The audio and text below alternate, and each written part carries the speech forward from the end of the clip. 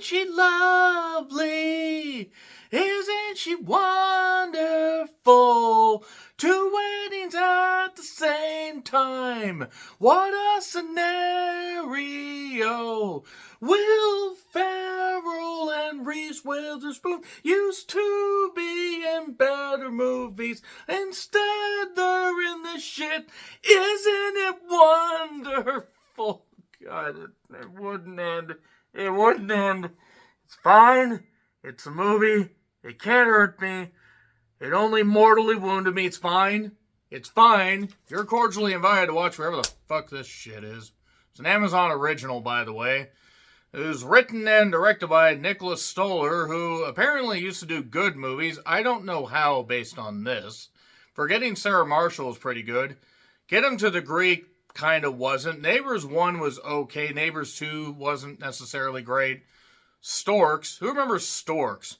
Who remembers Bros? A movie that actually really should have done a whole lot better, except Billy Eichner decided to be a goddamn idiot and blame everybody for not turning out for it.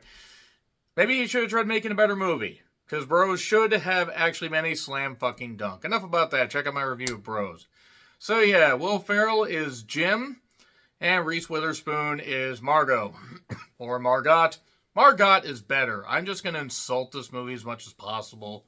So yeah, they are two people, obviously. They would be two people. They wouldn't be two goddamn amoebas, even though I think this movie was written by an amoeba. The scenario seemed to have been created by an amoeba. Amoebas would have been able to actually come up with something a little bit better. Perhaps it's just something that basically is a single-celled organism that will never develop beyond that. Am I tipping my hands on how I felt about You're Cordially Invited? You were cordially invited to watch this slop. This absolute abomination of a goddamn rom-com. Fish out of water. Father of the Bride. Sister of the Bride. The remake of Father of the Bride, by the way, that came out of nowhere. They had Andy Garcia and Gloria Estefan. Still would, by the way. Which one am I talking about? Yes. So anyway, let's just move on from that. This is just another fish out of water thing. That Brooke Shields, Benjamin Bratt, whatever the hell wedding one that was, I thought that one was bad. This somehow was worse. Because you would think that this at least would, have somewhat been interesting. Look, I've never been the biggest Will Ferrell fan. Will Ferrell is, at his best, a pretty good actor and actually a pretty good guy. Does a lot of really good stuff. There was that Will and Harper movie on Netflix that I need to check out at some point. And Reese Witherspoon used to be in good stuff. I don't think she's been in anything good since I was in my early 30s, but nevertheless. You do also have Jenny, who is the daughter of Jim, played by Geraldine Viswanathan, I think is how you say it. Viswanathan. She was in Drive Away Dolls. She's really funny and really witty and also incredibly fucking attractive. But witty and actually really funny first and foremost. And I actually really wish that she was able to do more in Drive Away Dolls. I wish Drive Away Dolls was something other than Drive Away Dolls. Because Margaret Qualley, whatever, and Geraldine should have been good. So, yeah, you have Meredith Hagner, who was in Joyride. You basically have these two people. You have Jim, whose daughter Jenny is going to get married to a guy named Oliver. They are seemingly a bit young to be married. That point is hammered home numerous times. And also you have Margot, who has Nev or Nevi. Nev, actually, no, Nevi. Nevi's better. It's better. Because I want to insult everything about this movie. They are sisters. Never have you seen such stupid sisters. And she's going to marry a guy named Dixon, Timothy Tatro, and various celebrities are in this, which I will spoil right now because fuck you, and also it's not important. Peyton Manning and his giraffe-sized neck, as well as Nick Jonas. Why was Nick Jonas in this? Nevertheless, it is the story of their life. Let's just move on from that. Two weddings basically get double booked at this Palmetto Island paradise thing that has ties to these particular characters. Jim and his late wife got married there. And Margot and her, Margot's grandmother used to have a deal there. And yeah, we basically get these double bookings and hilarity ensues. At least that's the attempt. Look, I am going to try to be as kind as I can be here without getting banned, but quite frankly, anybody that thought that this movie should have been released the way it was should be chased into the goddamn street and, flogged with sticks as far as I'm concerned, because this movie seemingly was created by people, executives, and whoever that sustained several major head injuries out of the womb and then somehow became successful. Nevertheless, this movie is dumb as hell, and every gag is dragged out, everything is telegraphed. The fact is any attempts at character development could work, but then we go immediately back on that. We have characters going from here to here to here, 0 to 60, stopping, going backwards, 60 to 0. It's amazing how inept and stupid this entire production is. Reese Witherspoon, who, again, talented, still looks great. Will Ferrell, charming guy. Geraldine, very, very good. And no one is given a chance to do anything except look like fucking idiots. And had this movie been a little bit shorter and had any cohesion about it, maybe it would have at least been as good as The Idea of You, which admittedly wasn't all that great, but it at least tried. But you're cordially invited to basically watch this slop fest, and it is a slop fest. I noted at least 5 different times on my notes before I even turned the page here that the humor lands with a resounding thud, and then bounces and hits several goddamn times, like it's Owen Hart in the Kemper goddamn arena, or like it's the Von Erichs dropping until only Kevin's left. Should I be mean-spirited anymore? Probably not. So Jim basically is excited that his daughter's going to get married. He is kind of an overbearing father, but tries to fit in, tries to be hip, but does appreciate his daughter and love his daughter very, very much. And unfortunately, due to the lady trying to take the booking, she starts to write something, write the name, but unfortunately she falls over dead. I guess dealing with this movie would make me want to fall over dead too. That being said, she basically, starts to write something, so technically his day was booked, or his wedding was booked well before, and then Margot gets Neve to, decide where she wants it. She wants it at the same venue, and then there's this credit card deal, this horrible run-out gag, and then basically the idea is they decide to come together to basically split the difference and use this small island resort that they all have ties to give their respective, family members the best weddings of their lives. The best wedding of their lives. Nevertheless, it's terrible, dumb as hell, stretched out gags, goes on 20 minutes longer than it needs to, and any attempts at emotional depth don't work. It is on Amazon if you want to check it out. I am just going to get into spoilers because fuck it. Yeah, there you go. So, why is Peyton Manning here is what I noted. Margot works in TV. Is it dead? Is something that, actually, it was kind of a good theme, because I kept wondering if this movie was dead. Are we being the dead horse with the goddamn gags anytime soon?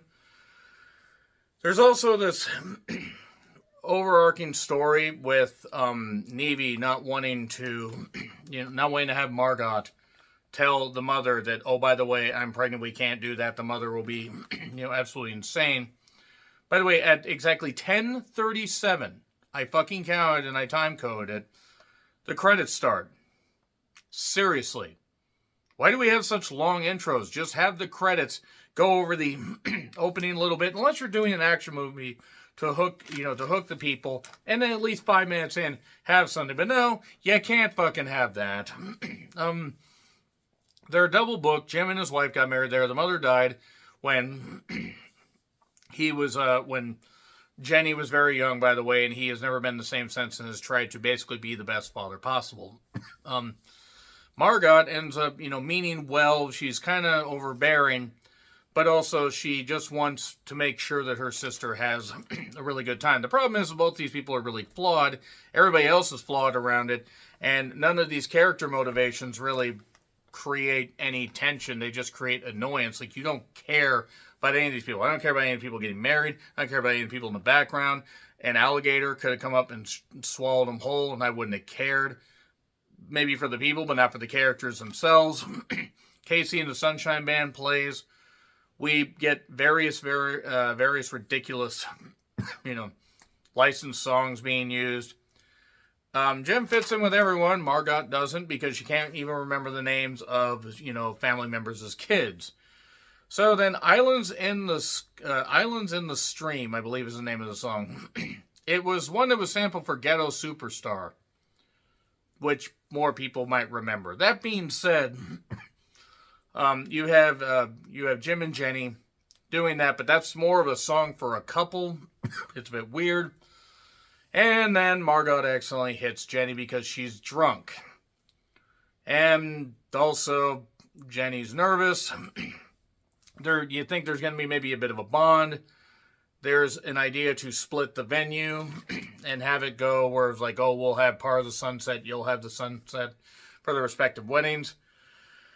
And Margot kind of is a bit too mean towards Jim. Nick Jonas is in this as a pastor for some reason.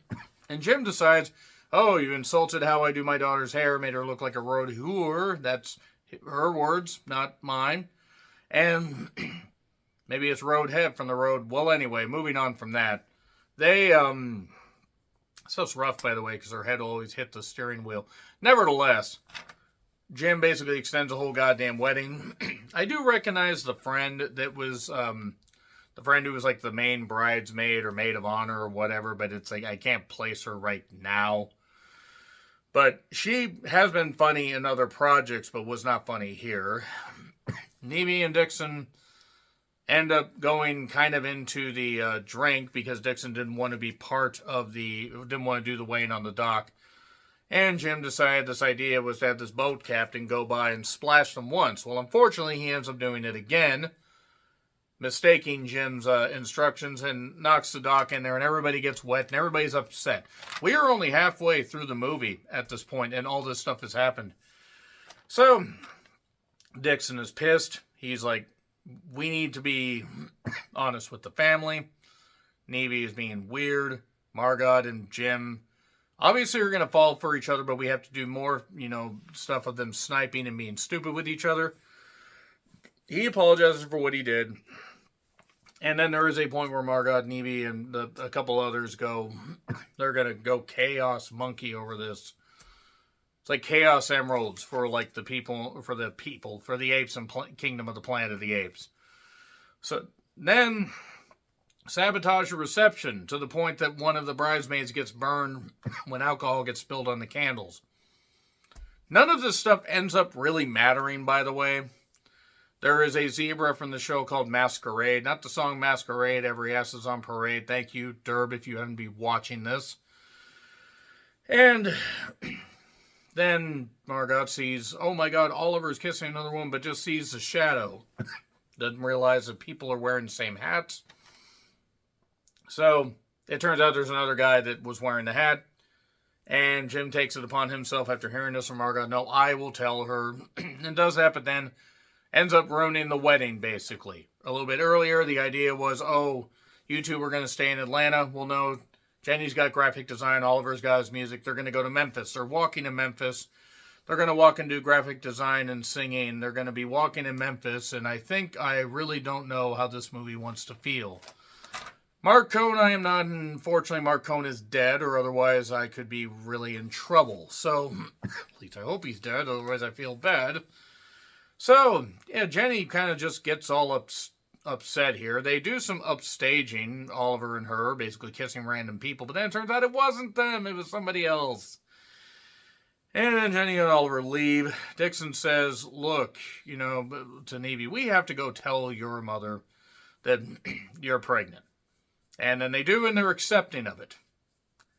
The thing is the reason the mother's basically a raging bitch is because the grandmother was overbearing. Now, the grandmother was really good to the grandkids, but was overbearing to her own daughter. And it all is a vicious cycle and everything. This movie feels like it's on a vicious cycle. Like there's chunks pouring out, and even Midol won't help. I don't know why I got gross there, but nevertheless, Jim, between this, ends up upset, takes a bath, and ends up wrestling an alligator and ends up in bed with it because he thought he killed it and he felt bad. But, I produced a show, Margot said, called Is It Dead? And that thing's not dead. And then the comedy is they're trying to wrestle the gator out, or he's trying to wrestle the gator. And she opens the window way too late. The gator bites her, but somehow doesn't latch on. He throws it at the gator. See you later, alligator. That is exactly the kind of humor that we get in this fucking goddamn slopfest fiasco. We are at the end of January, and I think I may have found a top 5 worst movie of the year. I have watched Dark Match. I have watched Valiant 1, and I have watched this. And I have watched Den of Thieves 2, and I have watched a lot of shit already this year. The 21st movie I've seen this year, released this year, and it is an abomination against, every comedy god there is. So, fortunately, Dixon isn't a trained medic. He ends up helping out Margot's arm.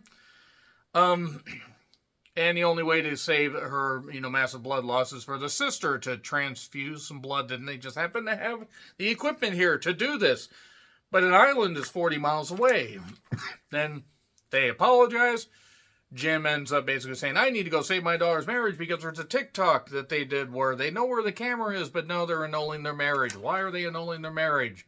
Were they too young, like stuff was said earlier?